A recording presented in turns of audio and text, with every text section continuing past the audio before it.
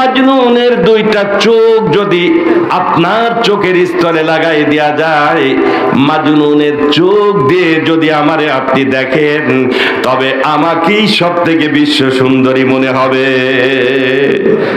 মাজনুন লাইলার প্রেমে আসক্ত হয়ে দিশাহারা হয়ে ঘুরতেছে রাস্তায় রাস্তায়, শুধু লাইলা লাইলা লাইলা জিকির করে। বাগদাদের খলিফা, বাগদাদের প্রেসিডেন্টের কাছে সংবাদ পৌঁছাই গেল যে আপনার রাষ্ট্রের এক ব্যক্তি, নাম তার কায়েস, এখন উপাধি হয়ে গেছে মাজনুন। লোকটি পাগল হয়ে গেছে লাইলার প্রেমে, সে দিশাহারা হয়ে ঘুরতেছে আর বলছে গুপ্তে মস্তে নামে লাইনা মিকুনাম খাতেরে খুদরত সাল্লিমি দাহাম। মাজনুনকে জিজ্ঞাসা করা হয়, ওরে মাজনুন, তুই লাইলা লাইলা জিকির কেন করিস?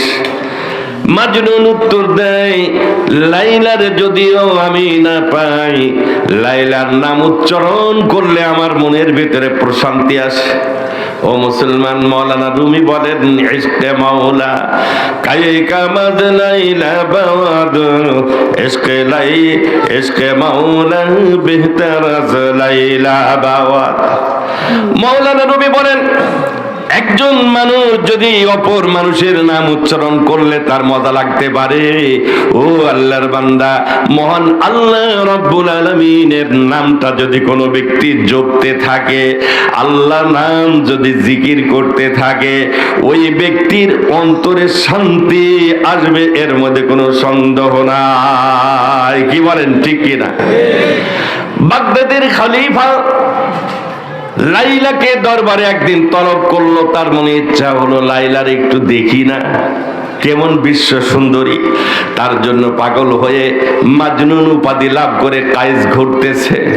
দরবারে ডাকলো, ডেকে দেখে চেহারায় তেমন কোনো লাবণ্যতা নাই, চেহারাটাও তেমন বেশি একটা ভালো না।